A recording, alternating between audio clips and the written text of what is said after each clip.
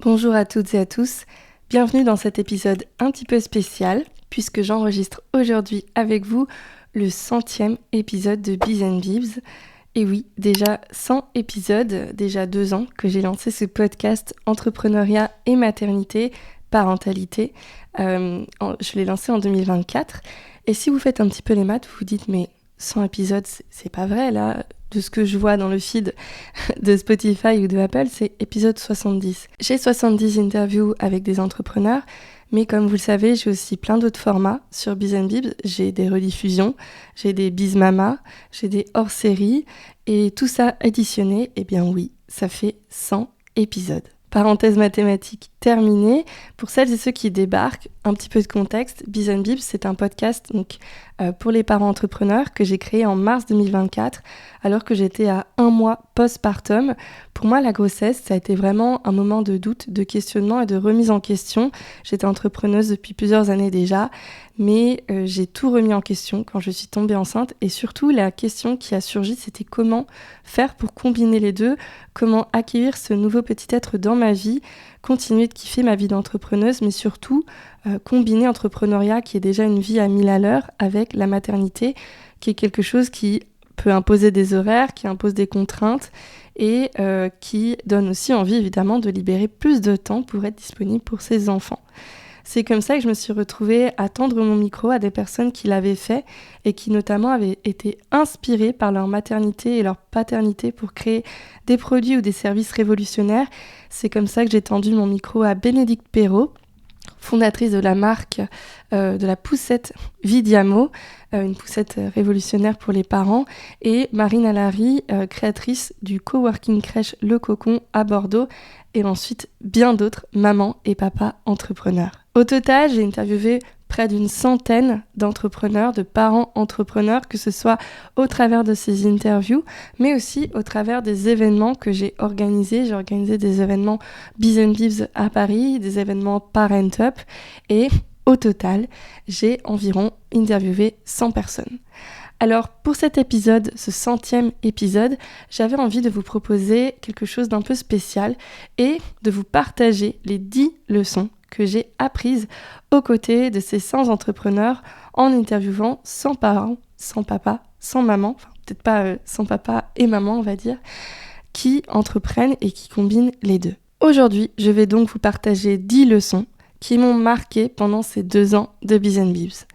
Mais avant toute chose, si vous ne suivez pas le podcast sur Apple ou Spotify ou Deezer, faites-le, c'est super important pour moi, continuer de générer des écoutes et surtout laissez 5 étoiles. Vous êtes par exemple plus de 530 personnes à me suivre sur Spotify et seulement 29 à m'avoir laissé 5 étoiles.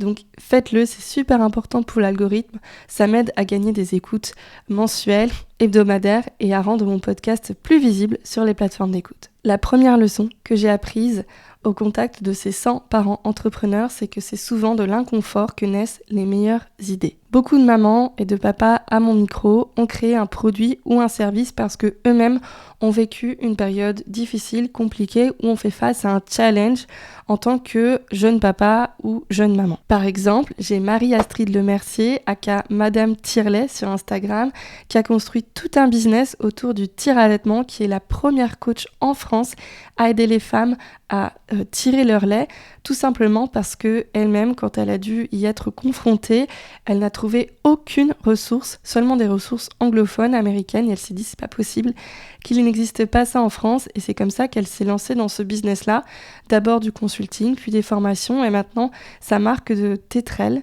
et elle a un business florissant. Et pourtant, tout ça est né d'un passage assez difficile alors qu'elle était très jeune maman. J'ai aussi Léonore de Vox, Léonore de Roquefeuille, qui a construit le média Vox, qui a pour mission de donner du pouvoir, redonner du pouvoir via l'information et les finances aux jeunes femmes quand elles sont trentenaires. Pourquoi ? Parce que elle-même, en ayant donc la trentaine, elle s'est rendue compte qu'autour d'elle, les femmes, surtout en devenant mères, commençaient à se désintéresser de l'information, des finances, de l'actualité. Et malheureusement, c'était ça qui les coupait, qui pouvait les rendre dépendantes financièrement financièrement. Donc elle a co-créé Vox avec son associé et elle est devenue maman ensuite, mais on va dire que cette maternité a renforcé sa mission et son envie de transmettre aux femmes comment reprendre le pouvoir sur leur vie grâce à l'information et aux finances. Et pour citer un papa qui a vécu un moment difficile et qui a construit un business qui se développe actuellement, qui se développe bien, c'est Hugo Manoukian qui a créé l'application Noah Care, qui est pensée comme un parcours d'accompagnement pour les parents qui vivent la PMA. Lui-même est passé par un long parcours PMA avec sa femme Nora en France puis en Espagne, et il a eu beaucoup de mal à vivre ce parcours en tant que jeune papa, à trouver les bonnes ressources, les bonnes informations, et c'est pour ça qu'il a tout regroupé dans une application Noah Care. Comme quoi, des fois, de moments difficiles naissent des envies, des missions de vie qui peuvent se transformer en business. La deuxième leçon, et c'est une leçon un petit peu amère que j'ai apprise à ce micro, c'est que c'est important d'avoir un marché quand on se lance. C'est un constat que j'ai moi-même fait, que j'ai eu au travers de témoignages d'invités, mais que j'ai moi-même fait parce que du coup, depuis 2 ans, j'ai vu de nombreux invités que j'ai interviewés notamment au tout début revenir au salariat ou alors fermer boutique parce que leur business n'était pas rentable. C'est quelque chose qui arrive dans l'entrepreneuriat. Des fois, ça ne dure qu'une phase, une phase de transition quand on devient parent et qu'on a envie de s'épanouir professionnellement. En l'occurrence, ces entreprises-là, on peut fermer parce que le projet, le service, le produit a été créé vraiment d'une envie, d'une mission. Il n'y avait pas forcément un marché en face. C'est pour ça que ça a fermé. C'est pas une fatalité, mais c'est une leçon qu'on peut retenir quand on est dans l'entrepreneuriat. C'est que parfois on peut avoir les meilleures idées du monde, s'il n'y a pas un marché en face, quelqu'un qui va acheter, ça ne peut pas continuer sur le long terme. La troisième leçon, c'est que c'est en ayant de la détermination et du culot que ça marche. Et pour ça, je vais vous partager 2 parcours de vie que j'ai interviewés qui sont très différents. On a tout d'abord Alan Geham, qui était un chef étoilé libanais, et pourtant rien ne le prédestinait à devenir aussi successful. Il est arrivé en France, il était immigré illégal, il fuyait la guerre du Liban, il a été sans abri pendant de nombreux mois, dans une situation de précarité pendant de nombreuses années, pourtant il n'a jamais lâché son rêve de devenir cuisinier et d'ouvrir un jour son restaurant. Aujourd'hui, il est à la tête de la franchise Castille, il a un restaurant étoilé qui s'appelle l'Auberge de Nicolas Flamel. Tout ça, ça s'est construit sur la patience, la détermination, la motivation, sur de nombreuses années, mais c'est sa détermination, son culot d'aller frapper aux bonnes portes qui l'ont vraiment aidé à continuer. Et une deuxième histoire un petit peu plus légère cette fois, c'est Jessica Fauveau des comptes La Daronnie TMTC et La Trentaine TMTC. Elle m'a raconté quelque chose qui m'a assez marquée. Donc si vous ne la connaissez pas, c'est une illustratrice sur Instagram qui rend rigolo les moments de la vie de tous les jours des trentenaires et des parents. Mais ce qu'il faut savoir, c'est que c'est aussi la community manager officielle de Passage du Désir. Et en fait, elle a tout simplement toqué à leur porte en leur disant « Hey, c'est nul ce que vous faites sur Instagram. Moi, je suis illustratrice et j'utilise l'humour notamment pour illustrer. Je suis sûre qu'il y a plein de trucs à faire parce que la sexualité, c'est quelque chose qui est compliqué à mettre en image, on va dire. Mais avec mes petits dessins de bonhomme bâton, on peut faire des trucs vraiment cool. Venez, on fait ça. » Et maintenant, ça fait plusieurs années qu'elle travaille avec eux, que c'est un de ses partenaires principaux. Et comme quoi, des fois, il faut avoir du culot, montrer de quoi on est capable et aller toquer aux portes de marques ou de personnes qui nous inspirent. Et il se peut qu'ils disent oui. La 4e leçon, c'est que entreprendre en couple, ce n'est pas impossible, mais il nous faut une très bonne base de communication pour réussir. Pourquoi je dis ça ? Parce que déjà, si je m'inspire de ma propre histoire, j'ai entrepris avec mon mari pendant plusieurs années. On a fait une agence de création de sites web et de SEO. On a décidé d'arrêter cette agence, notamment quand on a voulu devenir parents, parce que ça devenait trop compliqué de tout mélanger, le pro, le perso et bientôt la vie de famille. Pour nous, c'était la bonne décision, mais il y en a pour qui entreprendre en couple, ça réussit plutôt bien. J'ai le cas de Cécilia Creuset et de son mari Antoine, qui ont cofondé l'appli May, qui est aujourd'hui une grande ressource pour les parents. Il y a près de 500 000 parents, il me semble, qui ont adopté May en France. Maintenant, ils se développent à l'international, en Espagne et au Royaume-Uni. Ils ont fondé donc cette application de ressources, notamment santé, pour les parents, de mise en relation avec des auxiliaires de puériculture et des infirmières pour répondre à toutes leurs questions. ensemble parce qu'ils ont vécu ces galères-là en tant que jeunes parents et surtout ils se sont vite bien répartis les rôles entre eux et c'est comme ça que leur entreprise est devenue florissante parce qu'ils ont construit ça à deux mais que ils étaient bien dans leur équilibre. J'ai aussi un autre exemple et ce qui est intéressant c'est un exemple de chaos contrôlé, maîtrisé, accepté. C'est Charlotte Chenevier et son mari qui ont construit la marque de fast-food végé The Fat Broccoli. Ils l'ont construite ensemble après avoir déjà eu une agence de branding ensemble et ça fait 1 an et demi qu'ils ont cette marque. Donc là j'ai vu qu'ils avaient fermé leur restaurant mais ils vont continuer avec du traiteur végétarien. Donc ils sont résilients, ils rebondissent si on revient au point précédent, mais ils le font toujours ensemble, cette boîte-là, et comme quoi, eh bien, des fois, les idées peuvent naître à deux et se poursuivre aussi ensemble, même quand on a une famille et que notamment, en l'occurrence, ils ont 3 enfants ensemble. La 5e leçon que j'ai apprise, c'est que le succès durable repose aussi sur la capacité à s'arrêter et à ralentir et pas seulement à accélérer. Alors oui, j'ai eu à mon micro des témoignages de personnes qui ont eu une croissance fulgurante, mais j'ai aussi eu le témoignage de parents qui ont décidé, notamment en devenant parents, de ralentir le rythme et au contraire, ça n'a pas du tout impacté négativement leur business, ça leur a plutôt même bien servi. On a l'exemple de Cédric Costa qui a un business dans l'inbound marketing qui a vraiment décidé en devenant papa et puis en plus après en devenant papa solo de gérer ses heures, de gérer son entreprise par rapport à sa vie de famille et non l'inverse, c'est-à-dire que ses envies familiales, l'envie d'être avec son fils tous les mercredis, de le récupérer tôt, de faire des activités avec lui, ça a pris le pas par rapport à son entreprise et il a adapté son entreprise à ça et ça ne l'empêche pas d'avoir un business qui est florissant, qui croît d'année en année et dans lequel il est très aligné. J'ai un autre témoignage de papa qui s'appelle Pierre Guilbeault. Il a construit d'abord une communauté de marketing engagé, Marketing Flow, et il a aussi construit un business de personal branding. Il me disait que, je crois que je l'avais interviewé en début d'année dernière, je crois que c'était en mars ou en avril, et en 4 mois, il avait déjà facturé 100 000 € tout seul, juste pour son entreprise de personal branding, alors qu'il faisait moins d'heures qu'avant. Tout ça parce qu'il avait augmenté notamment son taux horaire, son TJM. Pourquoi ? Parce qu'il savait déjà qu'il voulait travailler moins d'heures, mais que pour maintenir le même rythme de vie, il fallait avoir des tarifs élevés. Il a fait une communication assez solide, il a prouvé aussi sa valeur, son expérience, sa légitimité. Et les clients sont venus comme ça parce qu'il avait déjà une crédibilité sur le marché, même s'il avait des tarifs élevés. Alors oui, ça n'arrive pas pour tout le monde et ces 2 entrepreneurs-là ont aussi construit sur la durée leur business avant de venir à ce shift-là, mais ça prouve que on n'est pas obligé de s'épuiser moralement, mentalement, physiquement pour gagner sa vie et être disponible avec ses enfants. Parfois, finalement, c'est les contraintes horaires, on va dire, le fait qu'il faut être disponible peu de temps, qui nous rendent plus efficaces, plus productifs et qui peut même nous amener à mieux gagner notre vie. Si on devait donc résumer cette leçon, c'est que le vrai luxe de l'entrepreneuriat, c'est pas souvent la croissance, mais c'est surtout la sérénité, celle d'entreprendre comme on le souhaite et d'être plus disponible pour ses enfants. La 6e leçon que j'ai apprise dans Biz & Bibs, c'est qu'on peut aimer profondément ses enfants et continuer à avoir de l'ambition.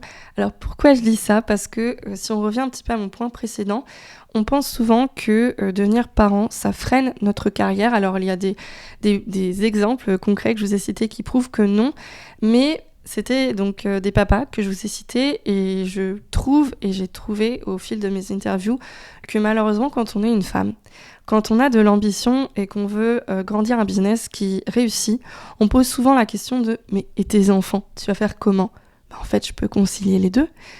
C'est sûr, je vais devoir faire quelques sacrifices, je vais pas être disponible comme avant, mais oui, je peux avoir de l'ambition et un business qui tourne et aimer et profiter mes enfants. Et c'est pas parce qu'il y a certains moments où je vais être plus investie dans mon business que je vais moins aimer mes enfants et vice versa. J'ai notamment eu un témoignage qui m'a personnellement beaucoup marqué, c'était Solène Boquillon-Le Guaziou. Solène qui a fondé l'appli Soft Kids, une application pour aider les enfants à développer leurs compétences douces et non les compétences dures, donc les matières comme les mathématiques, la physique, l'anglais, mais plutôt la patience, la persévérance, la confiance en soi, enfin des compétences qui, on le sait, sont indispensables pour grandir et avancer dans la vie. Elle a eu un enfant, puis ensuite des jumeaux. Elle a écrit un livre, elle a construit une appli, elle a décroché un contrat avec le gouvernement pour développer son application. Elle a eu des années d'entrepreneuriat très, très, très chargées. Pourtant, elle a combiné ça avec une maternité. Mais elle a pris le parti de se retirer un petit peu, justement, pendant quelques mois, le temps que tout se mette en place de son rôle de maman, si on peut le dire. Elle s'est isolée pour écrire son livre. Elle m'expliquait qu'elle partait en vacances, mais c'était ses parents qui s'occupaient de ses enfants. Ses enfants, évidemment, des fois, lui posaient des questions. Pourquoi tu fais ça ? Mais en fait, elle était alignée avec son choix. Elle leur disait, écoutez, là, c'est un moment où je dois bosser, où je dois être focus. Donc oui, je vais être un petit peu moins disponible. Mais ça ne veut pas dire que je vous aime moins. Et dans ces cas-là, ce qu'elle faisait, c'est qu'elle se dédiait vraiment des temps consacrés à ses enfants. Ça pouvait être des temps un petit peu plus courts, mais au moins elle était à fond avec eux. Ils appréciaient parce qu'elle était disponible mentalement et physiquement pour eux. Et après, elle retournait au travail et ça me permettait à chacun d'être un petit peu moins frustré, de profiter à fond de chacun. Et pour moi, ça a été un vrai exemple de oui, on peut avoir de l'ambition. Non, le business ne se construit pas comme ça avec un claquement de doigts. Il y a parfois des sacrifices à faire. Mais il faut faire des choix, trouver son propre équilibre. Et c'est OK, en fait, des fois, d'assumer cette part d'ambition, d'envie de construire un business qui rapporte. Et parfois d'être un petit peu moins disponible quand on est mère. Je rappelle que les enfants... Généralement, on ne les fait pas toutes seules. Donc, on peut aussi quand même impliquer le coparent, on peut impliquer la communauté qu'on a autour de soi. Comme on le dit souvent, il faut un village pour élever des enfants. Et surtout quand la maman entreprend et qu'elle veut développer un business, c'est OK de s'appuyer sur ce village-là pour développer son business. La 7e leçon qui fait vraiment écho à ce que je viens de vous dire, c'est que un business durable ne se construit pas seul. Alors oui, quand on entreprend, surtout quand on est freelance, on est souvent seul derrière son écran, mais en fait, on n'est jamais vraiment seul. Pourquoi ? Parce que déjà, on vend à des clients. Donc en fait, on se dirige à des personnes et donc il faut penser à ces personnes-là et bien souvent interagir avec eux, que ce soit dans des questionnaires, des interviews, des événements, pour bien leur vendre nos produits ou nos services. Quand on est entrepreneur, il existe des tonnes d'aides, de support pour développer notre business. Il y a les incubateurs qui peuvent nous aider à faire grandir notre projet, passer d'une idée à un business, trouver des soutiens financiers ou des partenaires. Il y a aussi des business angels pour investir dans nos business, mais aussi tout simplement d'autres entrepreneurs et notamment des parents entrepreneurs qui comprennent ce qu'on peut traverser, que ce soit dans la communauté Biz & Bibs, la communauté 1 des parents que j'anime donc toutes les deux, ou d'autres réseaux, Mampreneur, des réseaux comme le réseau Entreprendre. Il existe des tas de réseaux et aussi d'événements comme Parent Up, le concept d'événements dédié à la carrière des parents que j'ai co-fondé avec Lucille Vatrin de Juners pour s'entourer. J'en suis convaincue, j'ai moi-même grandi au contact de ces 100 parents entrepreneurs grâce à leurs retours, leurs témoignages, leurs histoires, leurs conseils, leurs leçons, leurs échecs. Je suis sûre et certaine que je suis moi-même devenue une meilleure maman et entrepreneuse. C'est fort ce que je dis, mais vraiment je ne mens pas. Je suis devenue une meilleure mère et entrepreneuse à leur contact, avec leur retour d'expérience. Et franchement, sans le retour d'expérience de personnes qui ont traversé des choses qu'on anticipe, qu'on va vivre, je pense que on peut pas forcément avancer comme on le voudrait. Et donc, une leçon capitale de ce podcast, c'est que c'est en étant bien entouré que l'on peut bien avancer.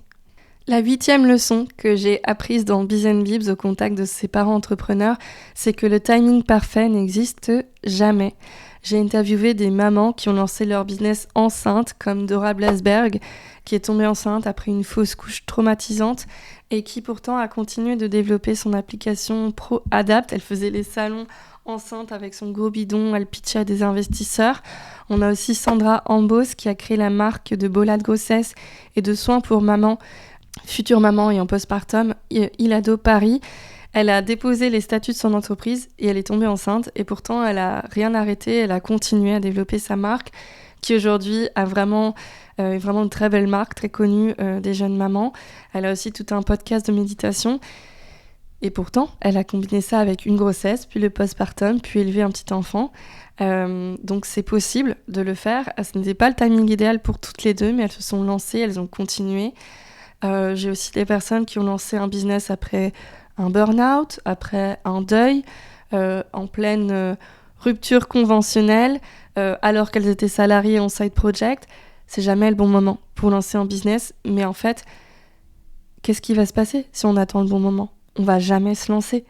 Donc il vaut mieux y aller, voir déjà si on a un marché pour revenir au point numéro 2, et puis ensuite continuer et voir si ça vaut le coup d'arrêter le salariat, de se lancer à 100% dans l'entrepreneuriat, ou bien de continuer un petit peu cet équilibre-là, de le garder en side project.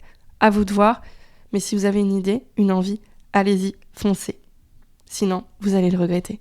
On arrive déjà à la 9e leçon de cet épisode spécial 100 épisode Biz and Bibs. Et pour cette 9e leçon, j'avais envie de vous parler du rapport au risque. Le rapport au risque change quand on devient parent. J'ai eu des entrepreneurs qui ont donc lancé une boîte, un business avant de devenir parents, qui ont pris toutes sortes de risques et pourtant quand ils sont devenus parents, ils se sont un petit peu calmés parce que justement, en devenant parents, ils se sont rendus compte qu'ils avaient besoin d'un petit peu plus de sécurité, qu'elle soit financière ou entrepreneuriale. J'ai le premier exemple qui me vient en tête, c'est celui de Mathieu Batteur, qui, au lancement de sa marque de couches écolo responsable, Les Petits Culottés, a notamment hypothéqué son appartement pour financer le lancement de sa marque. Aujourd'hui, il est papa x2 et franchement, il m'a dit à mon micro, si c'était à refaire, je ne le referais surtout pas. C'était inconscient, c'était pas du tout bien calculé et j'ai eu une chance énorme que ça ait fonctionné. Alors oui, j'ai bossé pour que cette chance se transforme en réussite, mais maintenant que je suis papa, je me rends compte à quel point ça a été un petit peu inconscient. Et j'ai au contraire des personnes qui se sont, en devenant parents, qui se disent maintenant en fait je vais prendre plus de risques parce que j'ai envie d'y aller à fond et de laisser un meilleur monde pour mes enfants. Donc le rapport au risque change. Ça ne veut pas dire que quand on devient parent, on devient plus calculé. Des fois c'est le cas, des fois non. Mais qu'est-ce que ça veut dire ? Ça veut dire que pour presque tout le monde, la paternité, la maternité a apporté une question d'un coup, c'est à quoi ressemble la réussite qui vaut vraiment le coup. Pour certains, ça a été de prendre un petit peu de recul sur leur entreprise et d'être un petit peu plus terre à terre et présent avec leurs enfants. Pour d'autres, ça a été, j'ai mes enfants et j'ai beaucoup de choses à leur montrer. Je veux leur montrer que si on a la niaque, on peut y arriver. Voilà, il y a plusieurs écoles. Mais en tout cas, les réponses étaient rarement liées finalement à l'argent ou au statut. C'était plutôt lié au fait d'avoir des enfants et de vouloir leur léguer quand même un monde meilleur et surtout un meilleur rôle modèle. La 10e leçon de cet épisode spécial, c'est que les meilleures histoires sont souvent celles qu'on n'ose pas raconter. Les épisodes qui ont le mieux cartonné, le mieux fonctionné sur Biz and Bibs, c'est souvent des personnes qui n'étaient pas très connues du grand public, mais qui avaient des histoires tellement fortes de burn-out, de deuil, de résilience, de reconstruction après une maladie et qui ont entrepris, continué d'entreprendre, créé des business à impact avec lesquels ils étaient alignés, qui va laisser vraiment une belle trace sur ce monde, qui va aider de nombreuses personnes. Pourquoi ça a marqué ? Parce qu'évidemment, c'est des histoires de vie qui sont très très fortes, des épisodes qui sont remplis d'émotions. Et finalement, c'était pas des chiffres ou des entreprises très parfois impressionnantes, c'était juste des histoires vraies. Et je pense que c'est ça aussi qui vous a beaucoup touché et qui a fait que ces épisodes étaient très écoutés. Parce que je pense que c'est ça, la vraie force de Biz and Bibs, c'est de montrer qu'on peut être épuisé, perdu, on peut avoir des moments difficiles, mais on peut entreprendre avec impact, avec motivation. On peut créer soi-même la vie dont on a rêvé, être heureux, rebondir. Que l'entrepreneuriat, c'est pas que des paillettes, des chiffres waouh, des grosses marques comme celles qu'on les connaît. C'est aussi des gens qui construisent un business à leur image, aligné avec leur vie de parents. Finalement, des gens peut-être comme vous et moi, mais qui ont des histoires qui sortent un petit peu de l'ordinaire et qui, peut-être qu'en les écoutant, vous a dit, en fait, moi aussi, je peux le faire. Si cette personne-là a eu un parcours très difficile, je peux y aller, je peux créer mon business, je peux ou tout simplement m'épanouir dans mon travail, qu'on soit entrepreneur ou non. Et c'est d'ailleurs des retours que j'ai eus suite à certains épisodes. C'est merci de montrer que l'entrepreneuriat, c'est pas que des paillettes, que c'est parfois pas glamour, mais qu'on peut quand même s'en sortir et construire de très très belles choses. Et c'est tout pour ces 10 leçons que j'ai apprises au contact de 100 parents entrepreneurs. Merci d'avoir écouté, commenté, partagé tous les épisodes de Biz & Bibs pendant ces 2 années. Sans vous, ce podcast n'aurait pas eu le succès qu'il a aujourd'hui. 2026, ça va être mon année, j'en suis sûre. On est sur une belle pente ascendante pour le podcast, mais ne lâchez pas les efforts. Si vous n'avez pas laissé ces petites 5 étoiles, faites-le maintenant, ça compte énormément pour moi. Et tiens, j'ai un petit challenge pour vous. Commentez l'épisode que vous êtes en train d'écouter pour me dire quel est l'épisode qui vous a le plus marqué, que vous avez préféré parmi ces 100 épisodes de Biz & Bibs. Je vous dis à très vite pour une nouvelle histoire de parents inspirants. Suivez-moi sur Instagram @bizandbibs pour ne rien manquer ou sur LinkedIn Estelle Ducommun. Je vous dis à très vite. Merci. Ciao.